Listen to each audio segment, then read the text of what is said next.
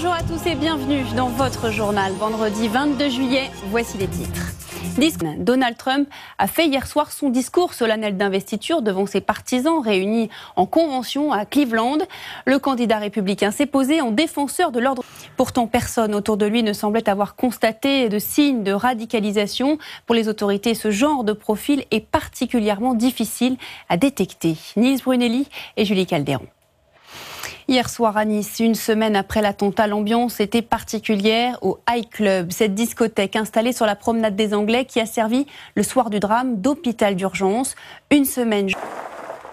Et pour lutter contre la menace terroriste, de plus en plus de villes souhaitent équiper leur police municipale avec des armes à feu. Belfort, Saint-Quentin ou encore Versailles, plusieurs communes se sont dites intéressées par cet équipement après l'attentat du 14 juillet. Alors toutes les polices municipales sont-elles équipées d'armes à feu ? Eh bien non, on estime que 37% des villes ont déjà armé leur police. Sur un peu plus de 21 000 policiers municipaux, 8 282 sont équipés d'une arme à feu.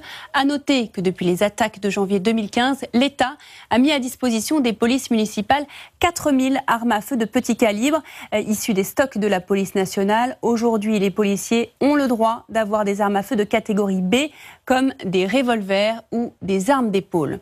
Comment une police municipale peut être autorisée à porter des armes à feu ? Eh bien, aujourd'hui en France, 98% des communes ont un service de police municipale. Chaque ville peut faire une demande pour armer ses agents municipaux. Tout d'abord, la décision revient au maire de la commune qui soumet l'idée au conseil municipal.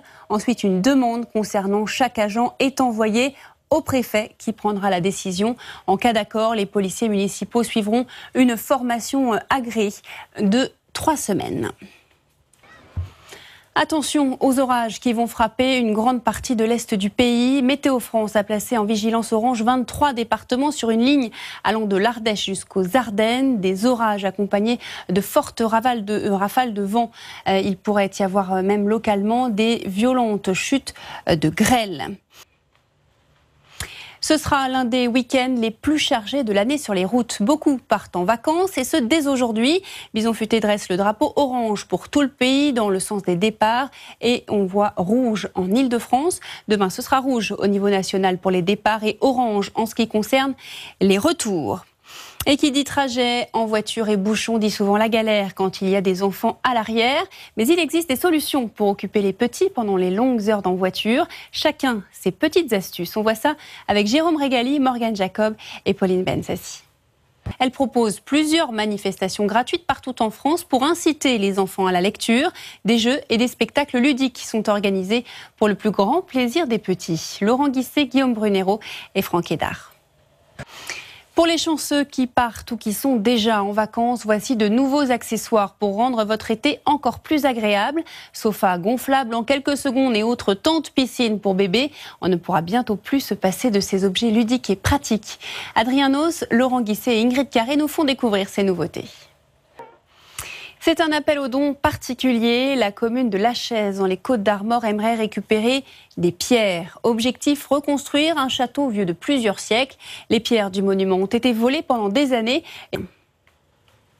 C'était le journal de la rédaction. Merci à tous pour votre fidélité. Dans un instant, votre série Scène de ménage. Prochain journal ce soir, le 19h45, présenté par Nathalie Renaud. Très bel après-midi avec nous sur M6.